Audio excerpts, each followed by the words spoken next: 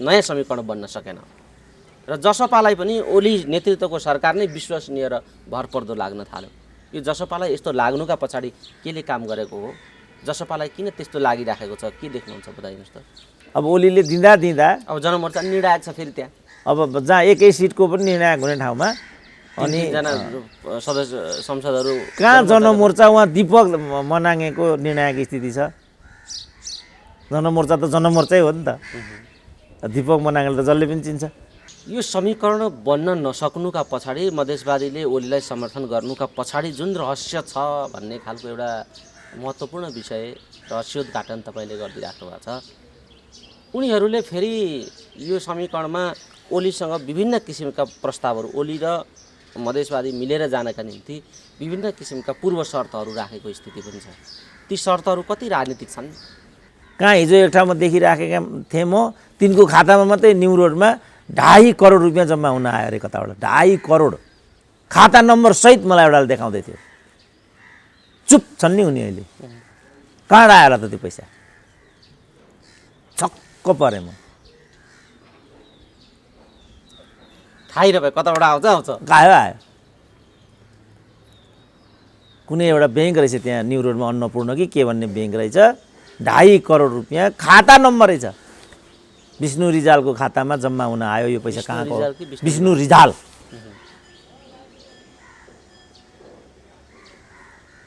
जुन कुरा म जस्तो प्रोफेसरले 20 जुनीमा कमाउन सक्दैन। 20 जुनीमा एकदम इमान्दार ठाउँमा मधेसवादी देख्छु क्या म अहिले आएर।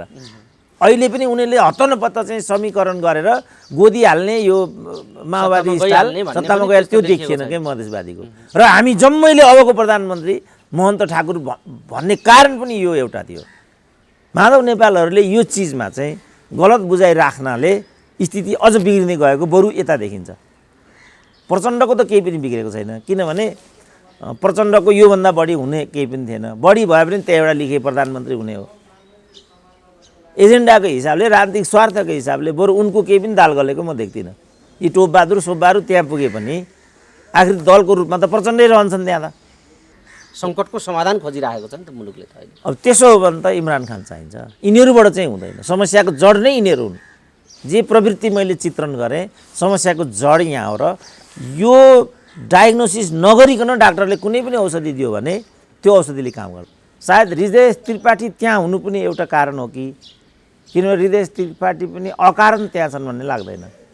सँगसँगै राजेन्द्र महतोलाई पनि केपी ओलीले जिताएको भन्ने छ। भन्ने होइन, यथार्थै हो नि त्यो।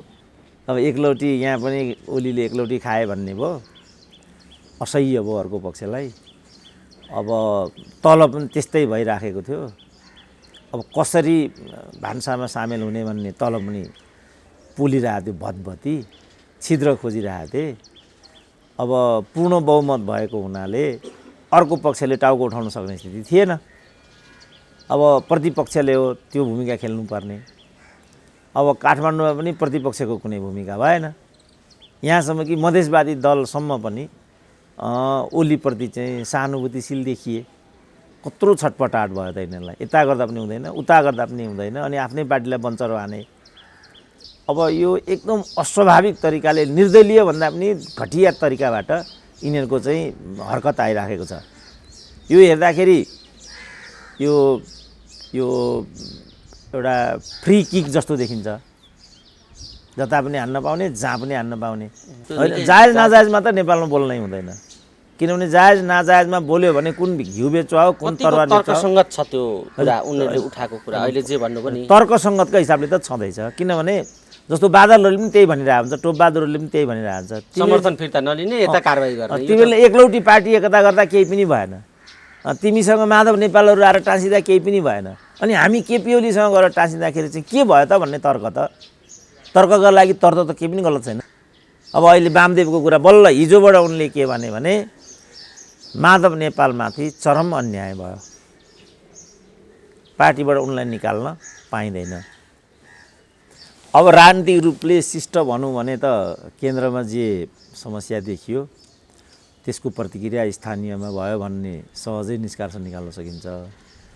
तर अलिकति रफ भाषामा भन्नुपर्दा यिनीहरू चाहिँ दोकाने हुन्, ज्यालामा नमिलेपछि लडाइँ गर्न थालेका हुन् यिनीहरू।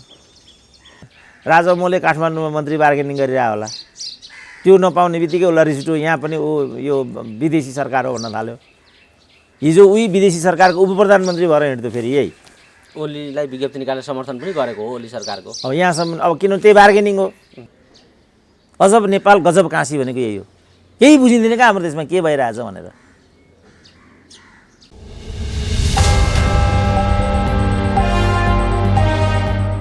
जसरी घटनाक्रमहरू अगाडि आइरहेका छन्, यो समीकरण बन्न नसक्नुका पछाडि मधेसवादीले ओलीलाई समर्थन गर्नुका पछाडि जुन रहस्य छ भन्ने खालको एउटा महत्त्वपूर्ण विषय रहस्योद्घाटन तपाईँले गरिदिइराख्नु भएको छ। उनीहरूले फेरि यो समीकरणमा ओलीसँग विभिन्न किसिमका प्रस्तावहरू, ओली र मधेसवादी मिलेर जानका निम्ति विभिन्न किसिमका पूर्व शर्तहरू राखेको स्थिति पनि छ। ती शर्तहरू कति राजनीतिक छन् र ती कति मधेस केन्द्रित छन्, कति जनता केन्द्रित छन् र त्यो एजेन्डा कति राजनीतिक किसिमको छ, उनीहरूले जुन अग्रिम शर्त राखिराखेका छन् त्यो पुरा गर्ने ठाउँमा ओली छन् कि छैनन्, यिनीहरूले राखेका अग्रिम शर्तहरू कति राजनीतिक छन् यो बताइदिनुहुन्छ। होइन, यता हाम्रो हरकतले चाहिँ ती राजनीतिक छन् र स्वाभाविक छन् भन्ने ठाउँमा विषय आइपुग्यो क्या। किनभने हिजो पनि हत्या हिंसा अब सबै कुराहरू भयो नि, प्रहरीले मार्ने कुरा त हो, त्यो काम त हिजो पनि भयो नि। त किन मारिएको थियो त तिनीहरूलाई, त्यसको औचित्य के हो भनेपछि सर्वहाराको अधिनायकत्व, श्रमजीवी वर्गको मुक्ति, क्रान्ति, जनवादी व्यवस्था, यसको लागि भनेर न त्यो सब हत्या हिंसालाई मान्छेले बिर्स्यो। अब मधेस भए ठाउँमा आउँ, मधेसवादीहरूले चाहिँ के अपराध गरे जो माओवादीले गरेनन् त? अब तुलना त गर्ने भयो नि त, मान्छेले गरिराखेकै छन्।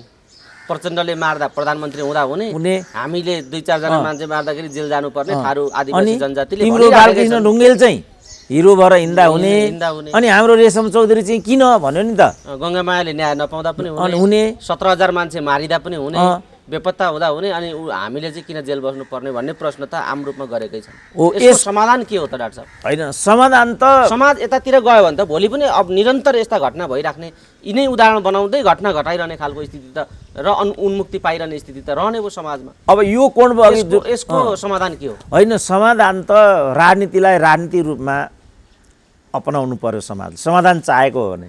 तर मलाई समाजले समाधान चाहेको होला भने जस्तो लाग्दैन। समाज भन्नाले जुन यो नेतृत्व पङ्क्ति छ, उसले चाहिँ अड्काएर पड्काउने, यसलाई नै खेलोमेलो र धन्दा बनाउने, यहीँबाट स्वास्नी छोरी बुहारीलाई मालामाल गराउने, यो भन्ने देखिन्छ अहिलेको राजनीतिक समाजको उद्देश्य। यो देखिन्छ। समाधानै चाहेको हो भने त यसबाट मुक्त गराउनु पर्यो राजनीतिलाई। यिनीहरूको हातमा बन्दी पनि आज राजनीति के का लागि त? यिनीहरूले जुन भागभन्डा गरे, नयाँ वर्षको सन्दर्भमा राष्ट्रपतिले भनिन् एकदम सफल वर्षको रूपमा 77 गुज्रियो, उपराष्ट्रपतिले भने चरम असफल वर्षको रूपमा 77 साल गुज्रियो। हिजो राष्ट्रपति उपराष्ट्रपति हुँदा यो सबै कुरा देखेनन्। आज आफ्नो राजनीतिक प्रतिकूल हुने बित्तिकै उनीहरूले वर्षलाई नै अनुकूल र प्रतिकूल रूपमा चाहिँ चित्रित गरिदिए। तल के पाए त समाजले? दुईटै संवैधानिक पदहरू हुन्। संवैधानिक पदले यसरी मन परी राजनीतिक भाषा बोल्न पाइन्छ कि पाइँदैन? गरिमा नै बुझाएको छैन उनीहरूले। पहिलो कुरा राजनीति भनेको के हो त्यो बुझ्नु पर्यो। त्यो राजनीतिक व्यवस्थामा अमुक व्यक्तिको के भूमिका त्यो बुझ्नु पर्यो। प्रधान न्यायाधीश भनेको को हो, न्यायाधीश भनेका को हुन्, प्रमुख निर्वाचन आयुक्त भनेको को, उसको भूमिका के हुन्छ? साँच्चै समाधान चाहेको हो भने त यहाँबाट विषयलाई, हिजो दीपक राज जोशीलाई किन त्यहाँबाट प्रधान न्यायाधीश हुन दिइएन? रेणु दाहाललाई कसरी जबरजस्ती जिताइयो? क्रिकेट मैदान कसले के हिसाबले कसरी दिएको? एमसीसी कसले के हिसाबले किन गरेको? ती सबै प्रश्नहरू आज उठाउने समय उपयुक्त हो कि होइन? समाधान नै चाहेको हो भने त यहाँ उभिनु पर्यो। तर समाधान नदिएरै अड्काएर पड्काउने खेलमा हाम्रो राजनीति लिप्त छ भन्ने मेरो आफ्नो बुझाइ त्यो छ। त्यही चाहिँ प्रमुख निर्वाचन आयुक्तको कुरा गर्दा ऋषि कटेलको पार्टीलाई हुँदाहुँदै अर्को पार्टीलाई दर्ता दिएर मैले गल्ती गरेँ, यसका लागि म क्षमा पाऊँ भनेर डाक्टर यादवले फोन गरेछन् एउटा मिडियालाई। ऋषिलाई फोन गरेछन्, उनले नै फोन गरेर मबाट गल्ती भयो ऋषिजी माफ गर्नुहोस् भनेर। संवैधानिक न्याय बसेर गल्ती गर्न पाइन्छ कि पाइँदैन? यही काम राजनारायण पाठकले गरे यहाँ अख्तियारमा, यही काम बालुवाटार विचलनकारीहरूले गरे। यदि समाधान चाहेको हो भने त यो सबै ठाउँमा उभिनु पर्यो। तयार छौँ त हामी?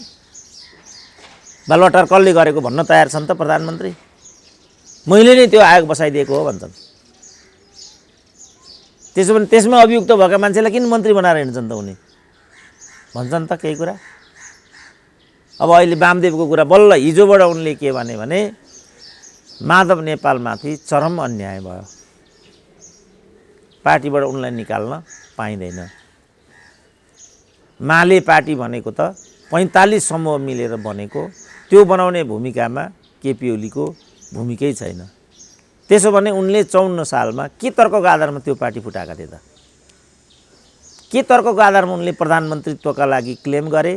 म नै प्रधानमन्त्री हुँ भनेर बारम्बार भने, उपनिर्वाचन हुनुपर्छ, संविधान संशोधन गर्नुपर्छ भने र अप्पर हाउसमा गएर बसे। त्यसको के तर्क हो त? समाधान चाहिएको भाइलाई होइन? समाधानै चाहियो नि त। आजको सङ्कटको विषय त सङ्कटको समाधान खोजिरहेको छ नि त मुलुकले त अहिले। अब त्यसो हो भने त इमरान खान चाहिन्छ। यिनीहरूबाट चाहिँ हुँदैन। समस्याको जड नै यिनीहरू हुन्। जे प्रवृत्ति मैले चित्रण गरेँ, समस्याको जड यहाँ हो र यो डायग्नोसिस नगरिकन डाक्टरले कुनै पनि औषधि दियो भने त्यो औषधिले काम गर्दैन। डाक्टर साहबलाई ठ्याक्कै यहाँ रोकेर एउटा बताइदिनुहोस्, एउटा विषयको उत्तर मैले प्राप्त गर्न पाइनँ, यहाँ सकिनँ, यो दोहोऱ्याउनै पर्ने भयो फेरि। मधेसवादीहरूले जुन खालको पूर्व शर्त राखेका छन् नि, त्यो राजनीतिक छ त? तपाईँले भन्नुभयो ती राजनीतिक शर्तहरूलाई पुरा गर्ने हैसियतमा ओलीजी छन् कि छैनन् अहिले? होइन, मैले सत्ताका निम्ति गर्छन् ओलीले यो काम? होइन, मैले राजनीतिक भनिनु स्वाभाविक मात्रै भने। राजनीतिक भन्नु र स्वाभाविक अस्वाभाविक भन्नुमा फरक हुन्छ। स्वाभाविकको सापेक्षता मैले के देखाएँ भने यस्तै किसिमका हत्कण्डा हिजो विगतलाई उदाहरण बनाएर तपाईँले उनीहरूले यो राख्नु स्वाभाविक देखिन्छ भन्नेसम्म तर्क गर्नुभयो। अब यी स्वाभाविक देखिएका अस्वाभाविक या स्वाभाविक मुद्दाहरू जेसुकै हुन्, यी उदाहरणहरू दिँदै अब ओलीजी माथि पनि दबाब त परेकै छ, प्रेसर त गरेकै छन् उनीहरूले पनि। ओलीजीलाई पनि सत्ता टिकाउनु पर्ने र बलियो भएर अगाडि जानुपर्ने अर्को बाध्यता छँदैछ। त यस्तो बेला उनी यो मुद्दा पुरा गर्ने ठाउँमा छन् कि छैनन् ओलीजी? होइन, यहाँ चाहिँ कस्तो भयो भने यी मुद्दाहरू चाहिँ लामो समयसम्म दाबी राखेको हुनाले उकुच परेको के खुट्टामा घाउ कचल्टिएपछि, उकुच परेपछि घाउ कचल्टिन्छ र तीबाट खुट्टा काट्नुपर्ने अवस्था आइपुग्छ। अब उनीहरूको मधेसवादीको अरू केही पनि माग थिएन। लाल आयोगको रिपोर्ट सार्वजनिक गरिदेऊ न, लाल आयोगले जे भनेको छ हामी त्यो मान्छौँ भनेको छ। एकदम इमान्दार ठाउँमा मधेसवादी देख्छु क्या म अहिले आएर। अहिले पनि उनीहरूले हत्तनपत्त चाहिँ समीकरण गरेर गोदी हाल्ने यो माओवादी स्टाइल सत्तामा गएर त्यो देखिएन क्या मधेसवादीको। र हामी जम्मैले अबको प्रधानमन्त्री महन्त ठाकुर भन्ने कारण पनि यो एउटा थियो। त यो हिसाबले मधेसवादीहरूको त्यत्रो माग पनि देखिँदैन। उनीहरूको सिम्पल माग दिन्छ लाल आयोग सार्वजनिक गरिदेऊ न। अब लाल आयोग भनेको त संवैधानिक आयोग हो, संसदले गठन गरेको आयोग हो नि। उसले जे भनेको छ त्यहाँ चाहिँ रेशम चौधरी लगायतको प्रकरणमा त्यो मान्छौँ भनेपछि त त्यो पुरा गर्न नसक्ने अवस्था पनि भएन। किन त्यो केपी ओलीले पुरा गरेको पनि हुँदैन, पूर्ववर्ती सरकारले नै गरेको हुन्छ। संवैधानिक प्रतिवेदनहरूलाई कार्यान्वयन गर्ने जिम्मेवारी राज्यको हुन्छ, किनभने ऊ अविच्छिन्न उत्तराधिकारवाला संस्था हुन्छ। जस्तो अहिले भीमरावलहरू प्रचण्डहरू भन्दैछन् नि यो एमसिसी हामीले गरेको होइन भनेर। 6वटा सरकार त यसमा इन्भल्भ छन् नि, त्यो 6वटा सरकारको पार्ट उनीहरू पनि हुन्। त्यसो कसले गरेको त एमसिसी? होइन भनेका छैनन्, तर एमसिसी ठिक छैन भनेर चर्को चर्को कुरा चाहिँ बेला बेला मौसमी कुरा गरिराखेका छन्। होइन, पछिल्लो मैले के सुने भनेदेखि यो मैले देखेकै थिएन कहिले पनि, म बैठामा आउँदै आएन भनेको छ। ल दुइटैले, प्रचण्डले पनि यही भनेको छ, मेरो टेबलमा एमसिसीको फाइल कहिले पनि आएन भनेको छ। त्यसो भने यो पार्टी व्यवस्था हो कि होइन? उनी पार्टी अध्यक्ष हुँदा यो बाबुरामले गरेको कागज हो। यसको जिम्मेवारी प्रचण्डको बन्छ कि बन्दैन त? त्यो बेहुदा कुरा होइन यो। यहाँसम्म कि एमसिसीको मसौदा ड्राफ्ट गर्ने कर्मचारी युनिटको सेक्रेटरीले समेत यो पुनरावलोकन गर्नुपर्छ भनेको मैले आफ्नै कानले सुने। प्रदेश 1 देखि प्रदेश 7 सम्म समस्या नभएको अब कुनै प्रदेश रहेन। सरकार डल्ने, अविश्वासको प्रस्ताव लाने, विश्वासको मत लिनुपर्ने, यी यस्ता किसिमका भवन्डरहरू प्रदेश 1 देखि 7 सम्मै देखिएको स्थिति छ। 5वटामा त गम्भीरै समस्या आइसकेको देखिन्छ। यो प्रदेशहरूको किचलोलाई कसरी हेर्नुहुन्छ डाक्टर साहब? अब राजनीतिक रूपले शिष्ट भनौँ भने त केन्द्रमा जे समस्या देखियो त्यसको प्रतिक्रिया स्थानीयमा भयो भन्ने सहजै निष्कर्ष निकाल्न सकिन्छ। तर अलिकति रफ भाषामा भन्नुपर्दा यिनीहरू चाहिँ दोकाने हुन्, ज्यालामा नमिलेपछि लडाइँ गर्न थालेका हुन् यिनीहरू। त्यो ज्याला के गर्दा मिल्छ त? भागभन्डा क्लियर छ नि। अब एकलौटी यहाँ पनि ओलीले एकलौटी खाए भन्ने भयो, असह्य भयो अर्को पक्षलाई। अब तल पनि त्यस्तै भइराखेको थियो। अब कसरी भान्सामा सामेल हुने भन्ने तल पनि पोलिरहेको थियो, भतभती छिद्र खोजिरहेको थिए। अब पूर्ण बहुमत भएको हुनाले अर्को पक्षले टाउको उठाउन सक्ने स्थिति थिएन। अब प्रतिपक्षले हो त्यो भूमिका खेल्नुपर्ने। अब काठमाडौँमा पनि प्रतिपक्षको कुनै भूमिका भएन। यहाँसम्म कि मधेसवादी दलसम्म पनि ओलीप्रति चाहिँ सहानुभूतिशील देखिए। कत्रो छटपटाट भयो त यिनीहरूलाई, यता गर्दा पनि हुँदैन, उता गर्दा पनि हुँदैन, अनि आफ्नै पार्टीलाई बन्चरो हाने। अब त्यो बन्चरो हानिसकेपछि चोइटा निस्किन्छ नि सानो तिनो, ती चोइटाहरू हुन् तिनीहरू चाहिँ। अब त्यही चोइटा बालेर आगो ताप्छन् होला, माछा पलेर खान्छन् होला, यस्ता खालका न हुने यिनीहरू त। यो कुनै राजनीतिक विषय होइन नि। डाक्टर साहब, यही सन्दर्भमा केन्द्रमा जे भयो प्रदेशमा त्यही देखियो भन्ने कुरालाई मान्ने हो भने केन्द्रमा परिवर्तन गर्नुपर्छ भन्ने जो कुरा उठेको छ, गठबन्धनका हिसाबले गण्डकी प्रदेशलाई हेर्ने हो भने काङ्ग्रेस माओवादी जनमोर्चाहरू एक ठाउँ उभिएको देखियो। समीकरण चाहिँ अब माओवादीसँग त्यहाँबाट सुरु भएको हो काङ्ग्रेसको भनेर पनि परिभाषा गरिएको छ। त्यो माथि केन्द्रसम्म त्यसरी अभिव्यक्त हुन्छ अब देखिन्छ त्यस्तो सम्भावना। अब जताबाट पनि ओली हटाउन हो, जे भने पनि यसको अर्को अर्थ त आउँदैन पटक्कै। तर काहीँ खाब्जे के परेको छ भने जस्तो प्रदेश 2 मा नेकपाकै यो एमालेकै संसदीय दलमा बगावत भएको भन्ने सुनिएको छ। अब यो कर्णालीमा पनि योभन्दा पहिल्यै नै नेकपाकै हुँदा हेमलाल कडेलहरू अगाडि आएको भन्ने सुनियो। अब यो एकदम अस्वाभाविक तरिकाले, निर्दलीय भन्दा पनि घटिया तरिकाबाट यिनीहरूको चाहिँ हरकत आइराखेको छ। यो हेर्दाखेरि यो एउटा फ्री किक जस्तो देखिन्छ, जता पनि हान्न पाउने, जहाँ पनि हान्न पाउने त्यस्तो देखिन्छ। किनभने दलीय व्यवस्थामा त एकदम दलको कमान्डमा सबै कुरा हुनुपर्ने हुन्छ, दलको केन्द्रीय प्रतिनिधि तल जानुपर्ने हुन्छ, अनि मात्रै यी हरकत गर्न पाइन्छन् उसको सुपरभिजनमा। दलीय व्यवस्था हामीले बुझेको त यो हो।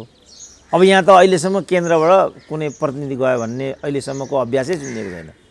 जस्तो भारतमा त्यस्तो भयो भने केन्द्रबाट फलानु आयो भन्ने हुन्छ, अनि उसले जे केन्द्रको नीति हो, यो मुख्यमन्त्री, यो फलानु, यो उसले जे इसारा गर्छ त्यही हुन्छ त्यहाँ। वास्तवमा दलीय व्यवस्थामा त दलै सुप्रिमो हुनुपर्ने।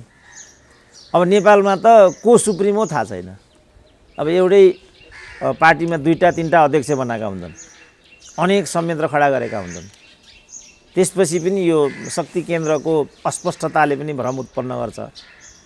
सारांशमा चाहिँ के भने केन्द्रमा जे लडाइँ भएको छ र केन्द्रमा जे प्रवृत्तिहरू देखेका छन्, जस्तो राजामो नै भनौँ न, राजामोले काठमाडौँमा मन्त्री बार्गेनिङ गरिरह होला, त्यो नपाउने बित्तिकै उसलाई रिस उठ्यो, यहाँ पनि यो विदेशी सरकार हो भन्न थाल्यो। हिजो उही विदेशी सरकारको उप प्रधानमन्त्री भएर हिँड्थ्यो फेरि यही ओलीलाई विज्ञप्ति निकालेर समर्थन पनि गरेको हो ओली सरकारको। अब यहाँसम्म अब किन त्यही बार्गेनिङ हो होइन, यिनीहरूको त त्यही न, अरू केही होइन, कि पैसा कि बार्गेनिङ हो। अब ओलीले दिँदा अब जनमोर्चा निर्णायक छ फेरि त्यहाँ, अब जहाँ एकै सिटको पनि निर्णायक हुने ठाउँमा अनि सदस्य संसदहरू कहाँ जनमोर्चा, उहाँ दीपक मनाङेको निर्णायक स्थिति छ। जनमोर्चा त जनमोर्चै हो नि त। दीपक मनाङले त जसले पनि चिन्छ।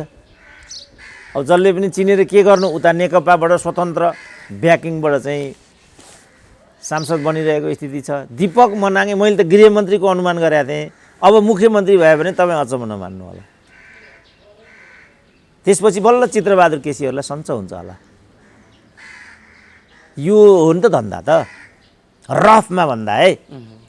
अब सुरुमै मैले भनिहालेँ, राजनीतिक रूपमा भन्नुपर्दा केन्द्रमा जुन किसिमको खटपट देखिएको छ, जुन किसिमको घात, अन्तर्घात, प्रतिघातका सम्भावनाहरू, किनभने अब भनिसक्यो नि त यो प्रभु शाह कि गुन्चैले अथवा यस्तै कसले यो खनालले नै भनेको छ, प्रोफेसर खनालले नै यदि माओवादीले चाहिँ ओलीबाट समर्थन फिर्ता नलिने हो भने त्यही काम गरेर बसेका 4टा सांसदहरूलाई हटाउनुको के औचित्य भयो भनिरहेछ।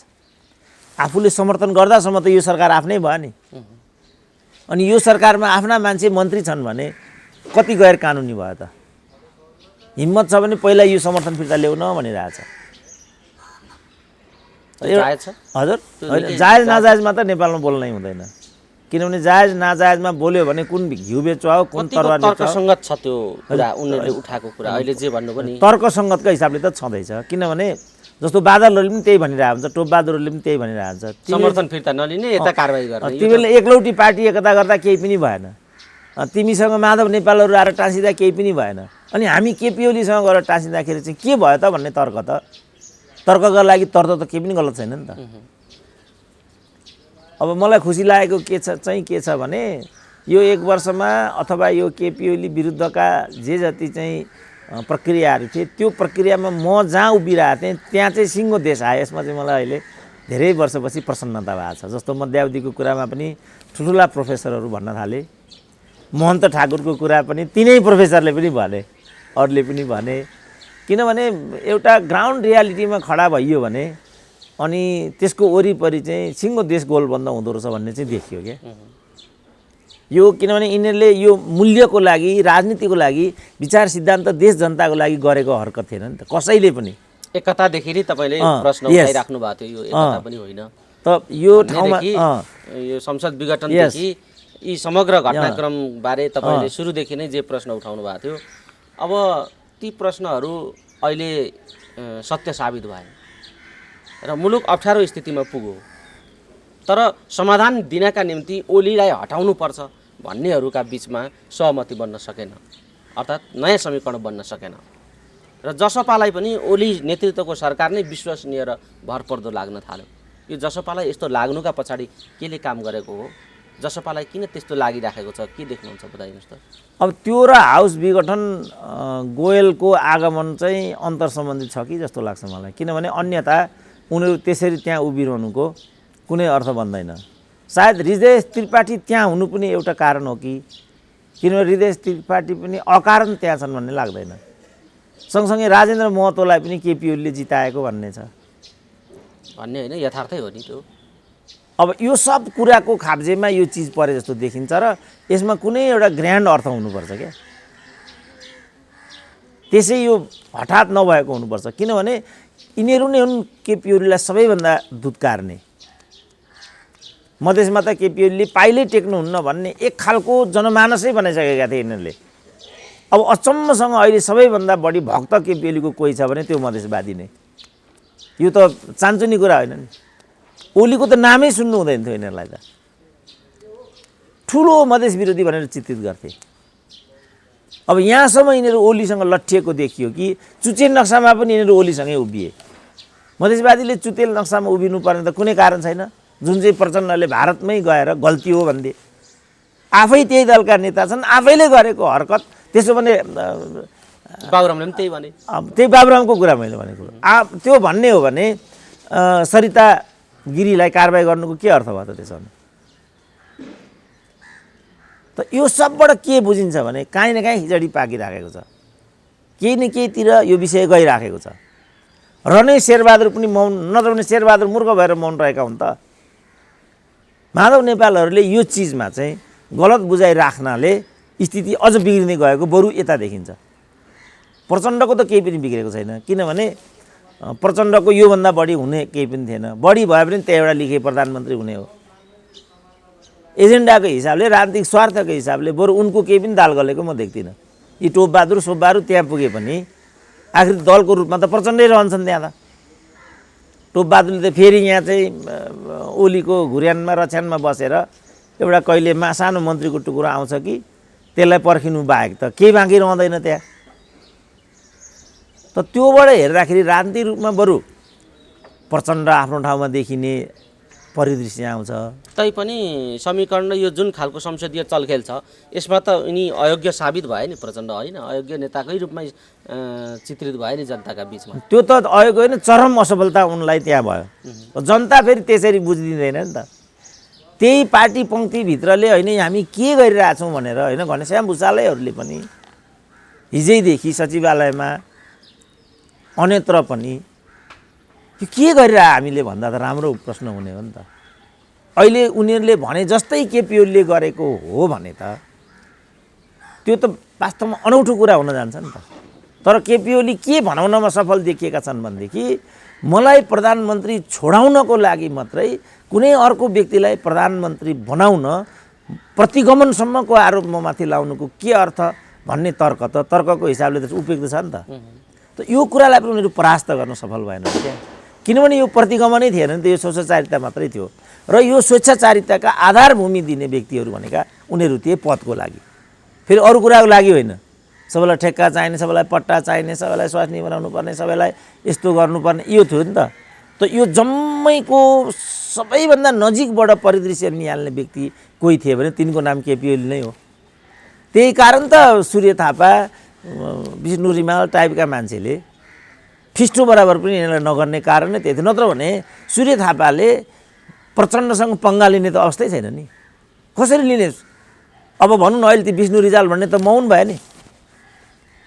कहाँ हिजो एक ठाउँमा देखिराखेका थिएँ म, तिनको खातामा मात्रै न्यु रोडमा 2.5 करोड रुपियाँ जम्मा हुन आयो अरे कताबाट, 2.5 करोड खाता नम्बर सहित मलाई एउटाले देखाउँदै थियो।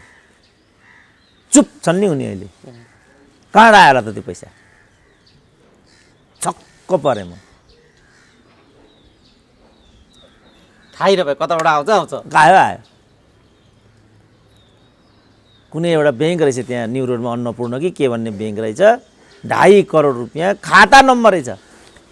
विष्णु रिजालको खातामा जम्मा हुन आयो यो पैसा। कहाँको? विष्णु रिजाल।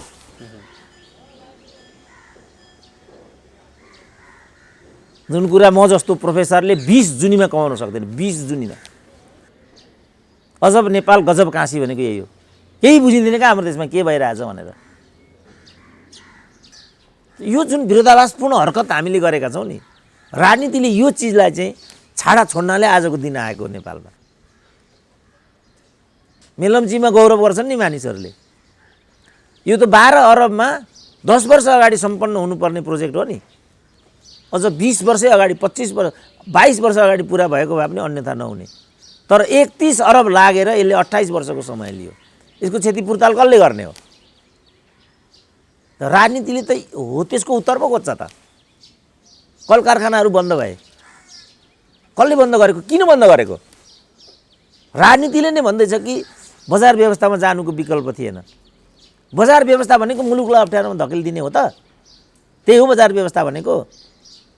त्यसकारण मैले ठुल्ठुला एमसिसी वादीहरूमाथि प्रश्न गरेँ र तिमीहरूसँग कुन भाषामा, कुन विश्वविद्यालयमा, कुन फोरममा बसेर डिबेट गर्ने हो, गर्नु एकपल्ट भने मैले। अब एमसिसीको यात्रा यति लामो तय गरिसकेँ, अब आएर एमसिसीको प्रश्न उठाउनुको अर्थ के हुन्छ? त्यो पनि सत्ताधारी दलकै अथवा त्यो गर्ने सरकारकै दलका नेताहरूले यसको अर्थ बन्छ त? गरिसक्यो राज्यले। यी डबल स्ट्यान्डर्डमा खेलिराखेका छन्, यी द्वैध चरित्रमा छन् भन्ने कुरा त प्रचण्डको भूमिका, ओलीजीका भूमिका, अहिलेको समग्र सरकारकादेखि लिएर प्रतिपक्षका समग्र भूमिकाले यो देखाइराखेको छ। किनभने हामीले गरेको होइन फाइल थाहा छैन भन्छन्, एमसिसीको विरोधमा नारा लाग्दाखेरि चार्ज गरेर त्यहाँबाट प्रचण्ड भाग्छन् भनेपछि यो डबल चरित्रमा हाम्रो राजनीति घुमिराखेको छ भन्ने कुरा त देखिन्छ डाक्टर साहब।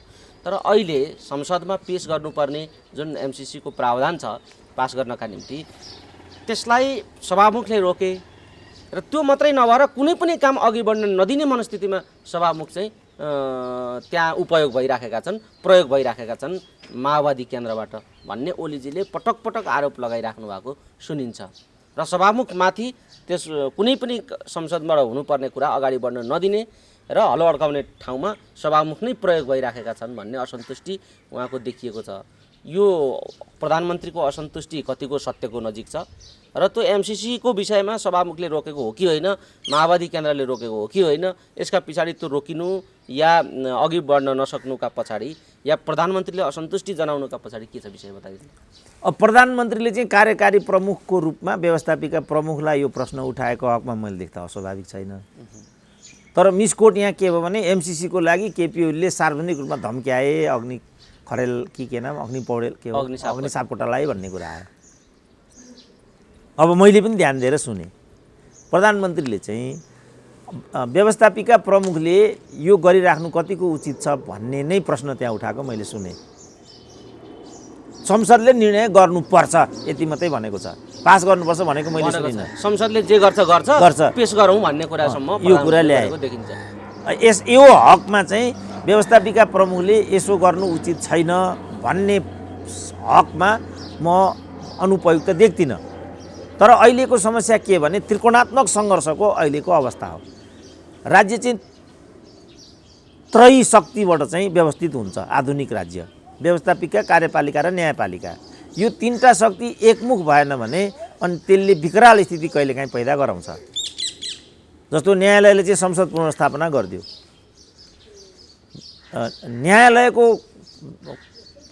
जो भूमिका भयो कार्यपालिकाको चस्माबाट हेर्दाखेरि त्यो भूमिका आफै पनि उपयुक्त छैन। किनभने यो त एकअर्काका सहायक अन्तर सम्बन्धित शक्तिहरू हुन् नि यी तीनटा। त यो तीनटा तीनतिर फर्किने हो भने त मुभै हुँदैन राज्य व्यवस्था त। अब भाइटल कुरा, त्यो पनि यो त भाइटल कुरा हो नि। अब प्रधानमन्त्रीले चाहिँ संविधानभन्दा पर गएर चाहिँ मध्यावधि सिफारिस गरेको भन्ने कुरा सत्य छ। अर्को सत्य के छ भने त्योभन्दा अर्को उनीसँग विकल्पै थिएन, त्यो पनि सत्य छ। किन त्यसपछि त हाउस चल्दै चलेन नि। अब चल्न नदिनेमा व्यवस्थापिका प्रमुखकै भूमिका हो कि भन्ने ठाउँमा विषय आइराखेको छ। अब यो हकमा त्यो प्रश्न उठ्नु अस्वाभाविक छैन, किनभने उनीहरू तीनटा चाहिँ तीनतिर फर्किनै हुँदैन। जस्तो अघि हामीले राष्ट्रपति र उपराष्ट्रपतिको कुरा गऱ्यौँ नि, उनीहरूले दुईवटा आवाज दिनै पाउँदैन, दुईवटा संवैधानिक हुन् नि, उनीहरूको राजनीतिक भूमिकै हुँदैन। सरकारले दिएको कागज पढेर सुनाउने बाहेक उनीहरूसँग अर्को भूमिका हुँदैन। तर उनीहरूले त दुईवटा भाषा पढे त्यहाँ त गैर संवैधानिक हो त्यो संविधानको कोणबाट हेर्दा। तर अब नेपालको खास वस्तुस्थितिमा हेर्दाखेरि सत्ता साझेदारीबाट यिनीहरू गइराखेका छन्। उपराष्ट्रपति सिधै माओवादीबाट छन्, राष्ट्रपति सिधै एमालेको केपी गुटबाट छिन्। अब संसदका स्पिकर चाहिँ सिधै माओवादीबाट छन्। नाङ्गो ढङ्गले ल्याउने यही कुरा हेरौँ न, सोमनाथ चटर्जी इन्डियाको यही गराउन खोज्यो नि त त्यहाँ मार्क्सवादीले। मानेनन्, पार्टी नै छोडे नि उनले, मानेनन् नि उनले। राजीनामा दिनुपर्छ भने लास्टमा दिन्न म भने, आखिरमा दलै छोडे, दिवंगत पनि भइसक्यो। स्पिकर भनेको त त्यो पद हो नि त। यो हदमा प्रधानमन्त्रीले यो प्रश्न उठाएको देखिन्छ। तर यो सङ्घर्ष मैले देख्दा व्यवस्थापिका, कार्यपालिका र न्यायपालिका बिचको सङ्घर्ष हो। यसले चाहिँ आधुनिक राज्य प्रणालीको कोणबाट हेर्दाखेरि सहजताभन्दा असहजतातिर विषयलाई डोर्याउने खतरा म देख्छु। अब यो कहाँसम्म पुग्छ? जस्तो पहिला पनि 18 गते त्यो बेलाको 18 गते, अब यो भदौ हो कि साउन हो, प्रोबेबली भदौ नै होला, संसदले एमसिसी पास गरिसक्नुपर्ने समय सीमा थियो। हाउस छल्दिए स्पिकरले, प्रधानमन्त्रीले हाउसै स्थगन गरिदिए, अन्त्य गरिदिए। त्यही बेला यो झगडा आउन खोजेको थियो। मलाई थाहै नदिकन यो गरे भन्ने स्पिकरको भनाइ थियो। किनभने स्पिकरको अनुरोधमा प्रधानमन्त्रीले राष्ट्रपतिलाई सिफारिस गर्ने हो। हाउस अन्त्य गर्नु पर्यो भने पनि उनले एकलौटी गरिदिए, थाहै छैन स्पिकरलाई। यो पनि उनीहरूको द्वन्द्वको कुरा हो। व्यवस्थापिका, कार्यपालिका, न्यायपालिका बिचको त्रिकोणात्मक सङ्घर्षको कुरा हो यो। यो चाहिँ एकमुखबाट अगाडि जानुपर्छ, नत्र भने राज्य प्रणाली नै अगाडि जाँदैन नि। जस्तो क्याबिनेटमा यही कुरा अहिले आयो नि त। अब नेपाली जनताले आम रूपमा अब चाहिँ बुझिहाल्ला सायद। यो चाहिँ प्रधानमन्त्रीय प्रणाली हो, यहाँ अरू मन्त्रीको केही पनि चल्दैन। कुलमानको नियुक्ति वर्षमानले गर्न सकेनन् नि, कारण यही थियो। प्रधानमन्त्रीले भनेपछि सक्यो, बस यो फाइल ल्याऊ भनेपछि लाने हो, रोक भनेपछि फेरि त्यहाँ सवाल जवाब गर्न पाइँदैन अरे। यो गर्नु प्रस्ताव ल्याउँछ अरे मुख्य सचिवले, कहिलेकाहीँ ठाडो प्रस्ताव मन्त्रीले पनि राख्न सक्छ अरे त्यहाँ, ठाडै। नत्र भने मन्त्रीले मुख्य सचिव कहाँ पठाउने, बालोटारको बारेमा म भन्छु नि त। बालोटार तलबाट फाइल जाने हो, सचिव कहाँ पुग्ने हो, सचिवले चाहिँ त्यसलाई आफ्नो मन्त्रीलाई साँधेर मुख्य सचिव कहाँ लाने हो, अनि मुख्य सचिव मार्फत त्यो फाइल मन्त्री परिषदमा जाने हो। त्यसकारण बालोटार काण्डमा निर्णायक दोष चाहिँ लीलामणि पौडेलको छ मैले भनेको त्यही हो। अब उनलाई चाइनाको राजदूत हुनु थियो, हतार आँखा चिम्लेर सदर गर्दै गर्दै गर्दै गए, बालट अर्सिदियो। अब परे लुरे मन्त्री हाम्रो चन्द्रदेव जोशी बिचरा जोसँग दोडा कोट छैन, 8 करोडको घोटाला लाग्यो उनीमाथि। सबैभन्दा ठुलो आरोप अर्को माधवले बिहोरिरहेछन्। अब ऊ तल यस्तो यो मिल्दैन। यो त्यसको लागि त टाठा बाठा पढे लेखेका सचिवहरू राख्नुपर्ने कारण यो। उनीहरू एकदम ब्रिलियन्ट छन् नि, नेपाल सरकारका सचिवहरू कमजोर मैलेसम्म कोही पनि देखाएको छैन। तर उनीहरूको जुन ब्रिलियन्सी त्यही लिङ्कनमा छोराछोरी पढाउने अनि विदेश पठाउने, रकम जम्मा गर्ने, यहाँ मात्रै उनीहरूको विज्ञता प्रयोग भएको मैले देखेँ। अब अहिले ठुल्ठुलो कुरा गर्छन् कर्मचारीहरू नै। यो सबै कुरामा उनीहरूको संलग्न छैन, उनीहरूको हात छैन भन्ने कुरा होइन नि त। त्यही डिबेट गरेका रहेछन् हाम्रो चाहिँ कृष्ण खनाल र विप्लवले, प्रणाली समस्या कि पात्र समस्या भनेर। मैले पनि एक कथामा भनेको थिएँ कि अहिलेको समस्या भनेको चाहिँ प्रणाली भन्दा पनि आचरण र व्यवहारको समस्या हो भनेर। जस्तोसुकै प्रणालीलाई पनि अनुकूल बनाउन सकिएका दृष्टान्तहरू पनि छन् क्या। ली कुवान यूलाई सोधेको थियो पत्रकारहरूले, तपाईँको प्रणाली त अधिनायकवादी भयो भन्ने छ भनेर। उनले के भने मेरो प्रणाली अधिनायकवादी भयो कि प्रजातान्त्रिक भयो त्यसलाई म केयर गर्दिनँ, मेरो देशले परिणाम पाएको छ भने मलाई फरक पर्दैन भने उनले। र 10 वर्षमा सिङ्गापुर चाहिँ सिङ्गापुर भयो। मान्छेले प्रणालीको बारेमा टिप्पणी नै गर्न छोड्यो नि त। यही कुरा चाइनाको हो।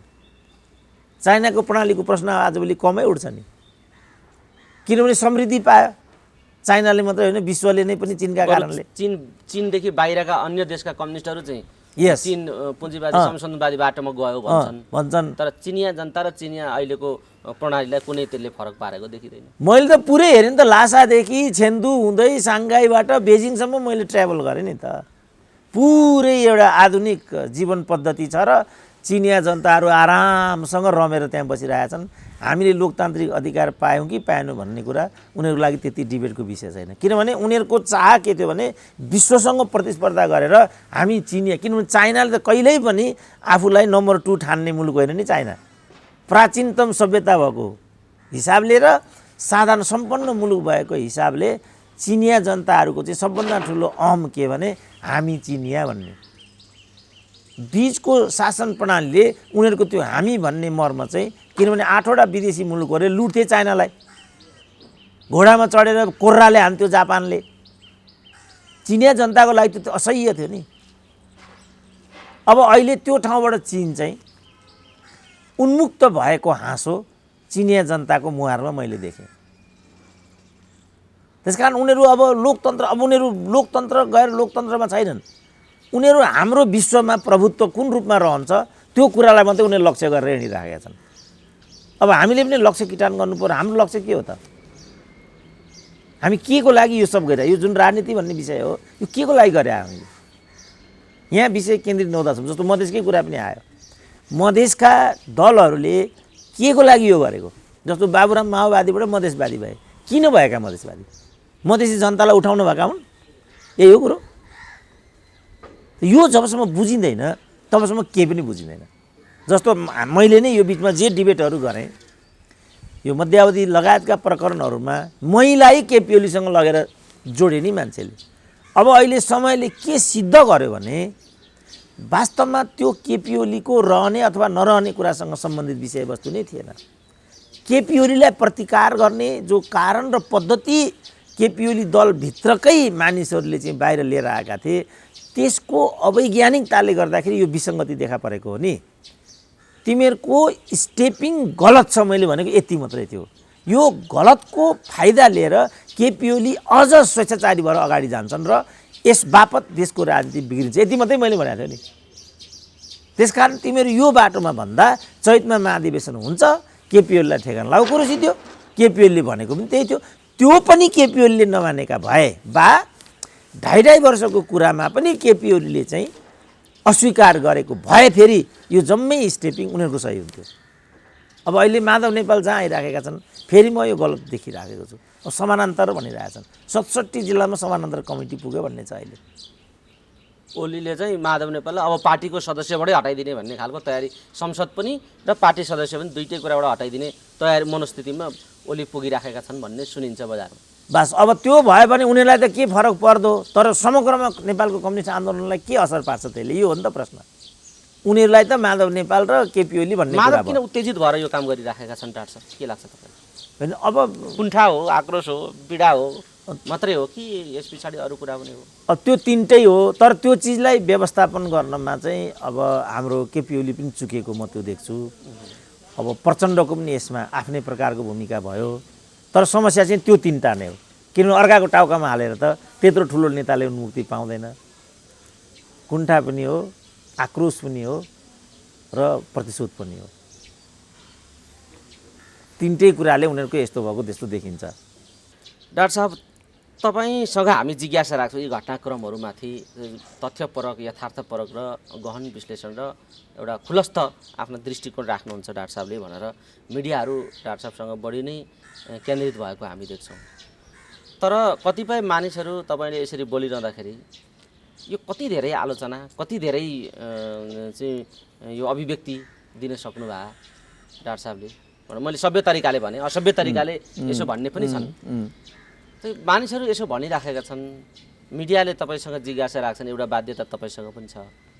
तर ती मानिसहरूलाई तपाईँ के भन्न चाहनुहुन्छ? यो जुन तपाईँ यी धारणाहरू राखिराख्नु भएको छ, यसका पछाडि डाक्टर केसीको के स्वार्थ हो?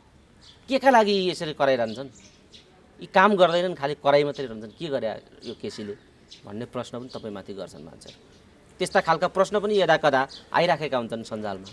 के भन्नुहुन्छ यो विषय? होइन, यी त नयाँ प्रश्नहरू होइनन् र उनीहरूलाई मैले ठाडो जवाब त के भनेको भने, भाइ तिम्रो पिँढीको लागि त मैले बोलेकै होइन, भोलिको पिँढीको लागि मैले बोलेको। किनभने मैले केही नगरेको भन्नेहरूका लागि मेरो उत्तर के छ भने, जे मैले गरिराखेको छु त्यो नै मेरो काम हो भन्ने मेरो बुझाइ छ। जस्तो विगत समयमा पुष्पलाललाई पनि त गद्दार भनियो नि त, ठुल्ठुला किताबहरू लेखिए। अब अहिले त्यहाँबाट चाहिँ तिनीहरू फर्किराखेका छन् र हामीबाट गल्ती भयो परोक्ष प्रत्यक्ष भनि नै राखेका छन्। अब मलाई नै पनि गद्दार भन्यो भने त्यो ठुलो कुरा भयो भने पनि कम्युनिस्ट आन्दोलनमा अनुसन्धान गर्ने, कम्युनिस्टै आन्दोलनको उचितो काट्ने, मैले त यो चिज आजको ठाउँमा पुग्छ होला भनेर पो खबरदारी गरेको त, जहाँ पुगिराखेको छ। मैले 52 सालमा कन्क्लुजन के निकालेँ भने यो कम्युनिस्ट आन्दोलन होइन, पढे लेखेका टाठा बाठाहरूको पदमार्गी लडाइँ हो, मैले यही कन्क्लुजन निकालेको थिएँ। अब अहिले त्यो कुरा अक्षरशः भन्दा पनि पर गएर पुष्टि भएको मेरो आँखाले चाहिँ देख्छ। साथीहरू देख्छन् कि देख्दैनन् त्यो म भन्न सक्दिनँ। मेरो आँखाले चाहिँ त्यो किन देख्छ भने यो एकता भन्ने चिज पनि सम्भव छैन, हुँदैन, भए पनि यसले परिणाम दिँदैन, दिए पनि त्यो देश र जनताको पक्षमा जाँदैन। सुरुमा केपी ओलीको 2/3 आउँदा पनि मानिसहरू त्यसरी नै आह्लादित थिए, यो बेकार है, उहाँलाई विकास निर्माणको भिजनै छैन, त्यो सम्भवै छैन भन्थे। ल हेर त 2/3 नसहने भन्थे। म अहिले पनि एउटा टिभीको साथीलाई सम्झिन्छु, तपाईँ त एकता पनि हुँदैन भन्नुहुन्थ्यो, एकता त भयो त। मैले उहाँलाई भनेको थिएँ, तपाईँको विचारमा यो एकता हो? त्यति बेला यिनीहरूको टग अफ वार म्याक्सिमम भइराखेको थियो। तपाईँको विचारमा यही एकता यस्तै हुन्छ तपाईँको विचारमा? त्यस कारण एकतालाई बुझ्ने तपाईँहरूको एउटा दृष्टिकोण नै गलत भन्ने म यहाँ देख्दैछु। यो एकता होइन, पदको सम्मिलन कहिले पनि एकता हुँदैन। एकता हुनको लागि त वैचारिक एकता हुनु पर्यो, भावनात्मक एकता हुनु पर्यो, तन मात्रै मिलेर हुँदैन, मन नै मिल्नु पर्यो र एउटा लक्ष्यको लागि एकता गर्नु पर्यो। यो त लक्ष्यको लागि नै होइन नि, यो त भक्ष्यको लागि हो, खानको लागि हो। यो दुईवटा पदको निर्माण गरिएको छ त्यहाँ। त मैले देखाउन खोजेको चाहिँ यो हो, र यो मैले देख्दा हिजो आज र भोलिसम्म पनि अर्थ राख्ने र महत्त्वको विषयवस्तु छ। अब कोही बुझ्दैन भने म त प्रयास गरिरहन्छु बुझाउनको लागि, तर मैले प्रष्ट भनेको छु यो यस लक्ष्यको लागि छ र भोलिको लागि छ। मण्डेलाको उक्ति पनि मैले कति ठाउँमा भने, म हार्दिनँ तर सिक्छु, हार्दिनँ तर सिक्छु। हार्ने बित्तिकै म यो केपी ओलीले मैले बस्न पाएन भने यही कुर्सी भाँचे भन्थे नि यिनीहरू नै, भाँच्छु भन्थे नि यिनीहरू नै। यहाँको मनसा चाहिँ त्यस्तो देखिन्छ, आफू हुनुपर्छ, आफू नभए केही पनि हुनुहुँदैन भन्ने यहाँका मान्छेको बुझाइ छ। आमभन्दा आम मान्छेको कतिले मलाई भन्थे एउटा न एउटा पदमा जानु पर्यो, तपाईँ पदमा जानुभयो भने हाम्रो पनि अलिकति भाग्य खुल्छ कि, कति ती साथी पनि मबाट फ्रस्ट्रेट भएका होलान्, कतिलाई मैले मन दुखाएँ होला, काहीँ मैले भाँति पुर्याइनँ होला, तर मेरो निष्ठामा र मेरो गन्तव्यमा चाहिँ कसैले पनि शङ्का नगरे हुन्छ। यो भोलिमुखी छ, यो भोलिका पिँढीका लागि छ, यो सामग्री आधारित छ र यो सत्य आधारित छ। यहाँ केही पनि एक्जाजरेसन छैन। एमसिसीकै बारेमा तपाईँको प्रश्न विचार आएन, कतिले मलाई भन्छन् बाबा एमसिसीको त हामीले 10 वर्षको यात्रा गरिसक्यौँ। 10 वर्ष एमसिसीकै नाममा विघ्नस्त भइसक्यो। अब हामीले खरबौँको क्षति भइसक्यो। अरुण 3 मा हामीले यही गऱ्यौँ होइन त, सिकेको नि हामीले त। अरुण 3 मा भन्थे, अब महाकालीमा सिकेको हो नि त हामीले त। प्रचण्ड प्रधानमन्त्री हुँदा मलाई नै बोलाएको थियो, के तपाईँलाई भन्नुहुन्छ विशेष भनेर। मैले अरू केही होइन कमरेड, हरेक प्रधानमन्त्री यहाँबाट बाहिर जान्छन् इन्डिया, एउटा न एउटा विवादास्पद गरेर आउँछन्, तपाईँ यो नगरी आउनु होला भने 9 मुरी दिएर आउनुभयो। त यसपछि हामीलाई के लाग्दै गयो भने नेताहरू त यो सबै बिक्री बट्टा गर्नेमा कमिटेड छन् कि क्या हो भन्ने हामीले लाग्दै गयो। त्यहाँबाट हामीले सिकेको नि। अब यो मलाई यो चितवनको क्रिकेट मैदानको बारेमा पनि बोलिदिनु पर्यो, ठाउँ ठाउँबाट फोन आउँछ। ए बाबा के बोल्ने, अब त्यो त फेरि त्यो पनि 10 वर्ष अगाडि बढिसक्यो। 40-42 करोड खर्च भइसक्यो। खर्च भइसक्यो। म आफै त्यहाँ गएर यो प्रश्न त मैले त्यही बेला गरेको थिएँ त्यो धुर्मुसलाई नै, बाबु तिमीले त यो चितवन विश्वविद्यालयको कृषि विश्वविद्यालयको ल्यान्ड अकुपाई गरेको भन्ने आलोचना छ नि त, के मैले नै सोधेको थिएँ त्यही बेला। यो पनि 4 वर्ष अगाडिको कुरा होला यो। त्यहीँ गर होइन यसको सट्टापट्टा भइसकेको भन्थे। मिलायो होला भन्ने भ्रम भयो। अब के हो त, अब त्यो केही त आधार होला त्यहाँ भन्नेको। त्यहाँ मलाई चुस्लुको त्यहीँका मान्छेले भनेको थियो यो त कृषि विश्वविद्यालयको जमिन हो, यिनीहरूले अकुपाई गरेको, डाक्टर साहब यो पनि उठाइदिनु पर्यो, त्यही बेला भनेको थिएँ। अनि मैले धुर्मुसलाई नै भने बाबु यहाँ त यस्तो भन्छन् यो कुरा के हो भनेर। अब अहिले आएर अब त्यसको मुद्दा पनि चलिरहेको छ भन्ने छ अहिले। अब सबै अब भने यहाँ नेपालीहरूको यही बानी भयो, महाकाली गर्ने अनि लड्ने, अप्पर कर्णाली गर्ने। अब अप्पर कर्णाली भर्खरै अप्पर कर्णाली दैलेखका साथीहरू आए, डाक्टर साहब फेरि यो चाहिँ जिएमआरले चाहिँ 5 वर्ष अगाडि चाहिँ सम्पन्न गरिसक्नुपर्ने प्रोजेक्ट हो यो। उसले अहिलेसम्म पनि बजेट खोजिराखेको छैन। अकुपाई गरेको छ, बसेको छ, अकुपाई गरेको छ, बसेको छ। कतिचोटि प्रचण्डकामा डेलिगेसन गयो, म आफै गएँ। अब थाहा छ त नेपाली जनतालाई, एकजना ठुलो नेताको नाम लिएर भने, जो दैलेखका साथी मलाई भेट्न आएको थिए हिजो, ती ठुला नेताले त दैलेखमै एउटा कार्यक्रम थियो अरे, यो अप्पर कर्णाली भन्ने कहाँ पर्छ मलाई यो राम्रोसँग थाहा भएन भन्छन्। अरे अप्पर दैलेखमै छ अप्पर कर्णाली। यो हदका त हाम्रा प्रधानमन्त्री भइसकेका नेता छन्। यो मलाई होइन कि भन्ने किन लागेन भने म एकचोटि देव गुरुङलाई भेट्न गएको थिएँ, संसदीय मन्त्री थिए। यो सुस्ता कहाँ पर्छ भनिदिए मैले। यो खालको जुन मैले त यहाँ वार्न गराउन खोजेको पुरै जनसमुदायलाई, राजनीतिक पङ्क्तिलाई। जस्तो अहिले म भन्छु नि, हामी पनि अखिल थियौँ, नेविसँग थियौँ होइन। अहिले जुन म्यानमारमा भइरहेछ हामी यसरी सुतेर बस्थ्यौँ त? 700 जना मान्छेको हत्या भइसक्यो, नेपाली दम्पति पनि पर्यो भन्ने कुरा हिजो आयो। गौतम दम्पति परे, गोठबाट वस्तुलाई घाँस हालेर फर्किँदा मारिए। यहाँ अखिल छ त, यहाँ युवा छन् त। मैले भनेको यो आज भने हो र, तिमीहरू युवै होइनौ भने आज भने हो, यो सुनेर भने हो मैले। किनभने उमेरले चाहिँ उसको त्यो पिँढी क्लियर गर्दैन, उसको स्पिरिटले मात्रै ऊ युवा हो कि प्रौढ हो भन्ने कुरा आउँछ। उसको स्पिरिट कस्तो छ। नेल्सन मण्डेला बुढा थिए नि त, 70 वर्ष 80 वर्षका थिए, तर उनी युवा जस्ता देखिन्थे। देङ सियापिङ चोरीको सहाराबाट हिँड्थे, विरुद्ध थिए नि, तर उनले आजको चीनको एउटा खाका कोरे। युवा स्पिरिटले मात्रै गर्ने कुरा हो नि त त्यो। त्यस कारणले उमेरले मान्छेको पिँढीलाई निर्दिष्ट गर्ने होइन र उसको अभिव्यक्तिले, उसको भनाइले उसको वास्तविकताले बाहिर ल्याउँदैन। प्रचण्ड कम राम्रो बोल्छन् र अहिले पनि बोल्नु त, यो सबै कुरा गर्दा प्रचण्डले जे भन्छन् त्यही हो कि भने जस्तो पारिदिन्छन्। त्यही हो त सत्य। यो पदको लागि हुँदै होइन भन्छन् भने के को लागि हो त त्यसो भने? यो विचारका लागि हो भने त पार्टीभित्र लडिरहे भइहाल्छन्।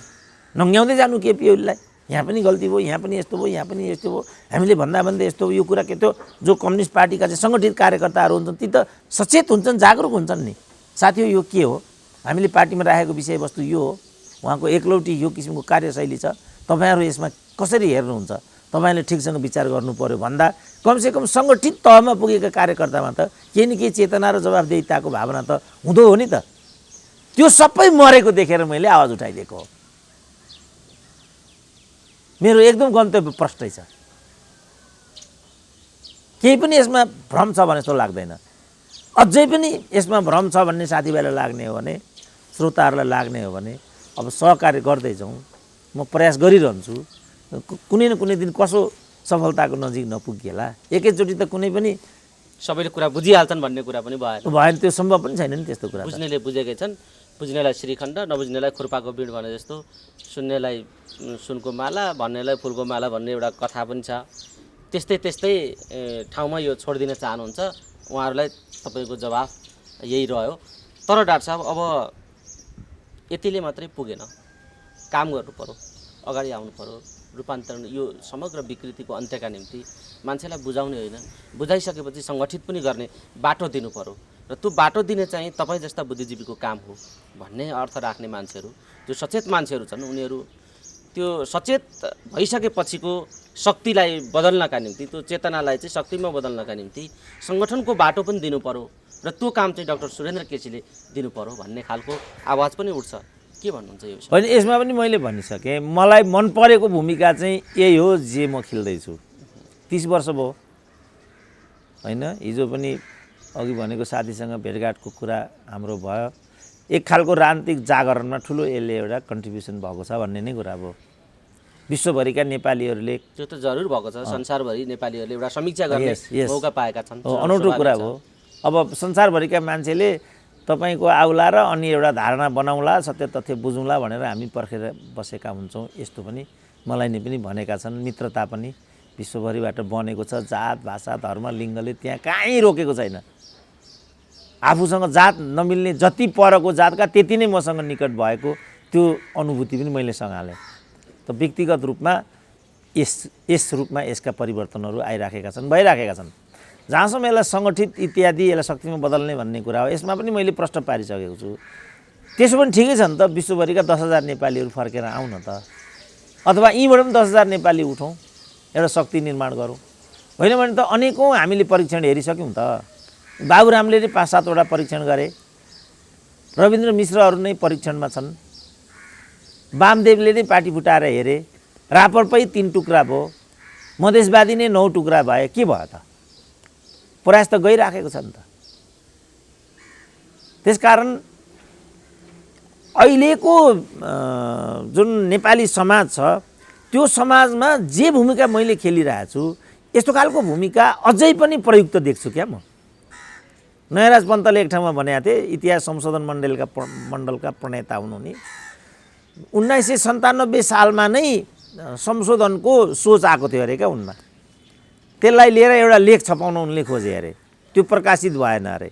त्यसपछि उनलाई के लाग्यो अरे भने अहिले त्यसो गर्ने बेला भएको रहेनछ भन्ने लाग्यो अरे।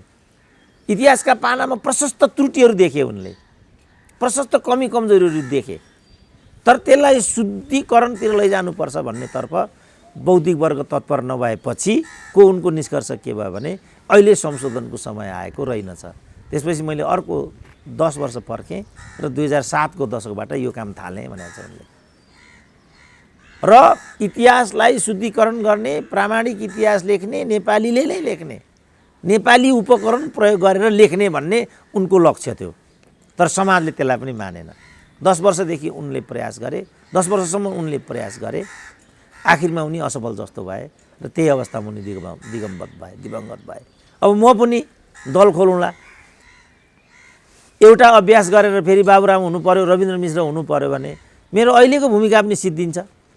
त्यो भूमिका पनि मैले ठिकसँग खेल्न पाउँदिनँ भने यो कतिको सुझबुझपूर्ण कदम हुन्छ त यो। मैले सुविचारित आफूलाई यहाँ उभिएको हो। तर म इमरान खान हुन चाहन्छु त धेरै पहिला भनिसकेँ। त्यसमा नि मान्छे हाँस्छन्।